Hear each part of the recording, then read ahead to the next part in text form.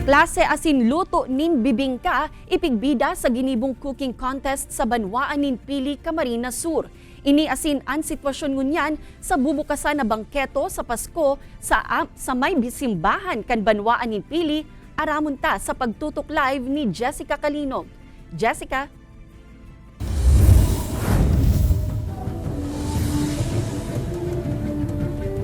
Kate, apwera sa malamig na simoy ng hangin, aramong harani naman ang Pasko pag napaparong muna ang piglulutong puto bumbong asin bibingka sa may simbahan, lalo na pagpuon kan simbang gabi. Tigi sa Banwaan nin Pili, bakusan ng ordinaryong bibingka an mauti panamit sa mga parokyano, kundi something with a twist.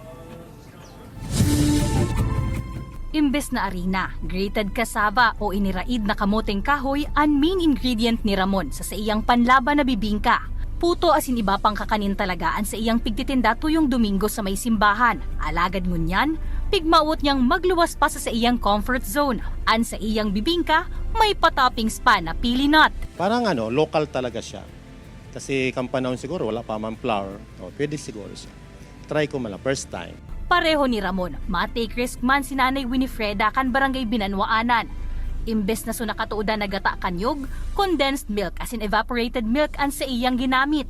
Piglaagan man in ube bits for added texture. What to expect po, Nanay Winnie? Siguro yung creaminess niya, saka medyo soft siya, hindi siya hard.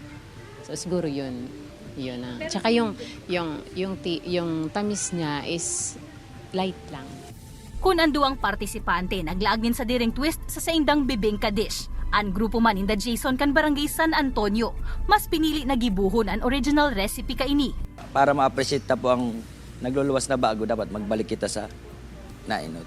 Sa sa pigtutulod sa aktibidad, namantang with a twist ang lulutuon ng mga bibingka, dapat mapreserbar man giraray ang nakatuudan na klase asin pagluto kaini. Sa pugon isasalang, may uring sa ibabaw. Iba man kaya giraray ang bibingka na may namit aso.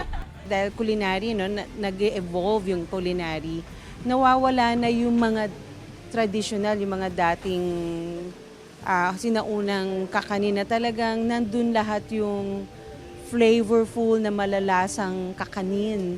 Tapos na-modify na ngayon na into very instant. Pangaturogan na nagiging totoo na kung ikonsiderar kan parokya kan St. Raphael the Archangel ang aktibidad na ini.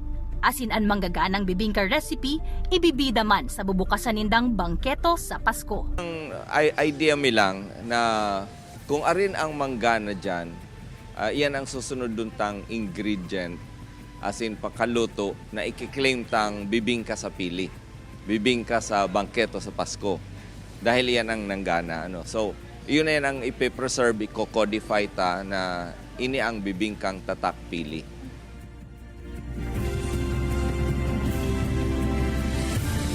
Sa ngunyan, Kate, nagpapadagos pa ang judging sa bibingka cooking contest. At siya na alas 6 naman, opisyal lang bubukasan ang bangketo sa Pasko digi sa patio kan St. Raphael the Archangel Parish sa Banwaan nin Pili.